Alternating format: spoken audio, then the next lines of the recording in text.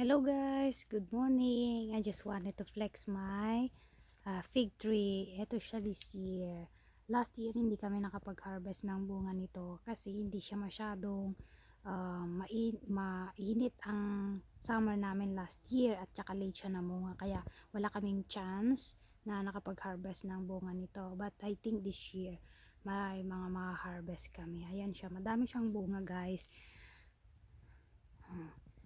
Eto, yung stem niya lang ang tinanim namin noon. Wala pang 2 years ito. Maliit lang siya ito. And then, ayan, ganun siya madami. Kadaming bunga. And today, ay meron akong harvest. Ayun o, ang laki. Ang kulay nga pala nitong fig tree namin guys is purple siya. Yung iba kasi green. Ayan o, ang laki na. Hinog, uy, nalaglag na rin.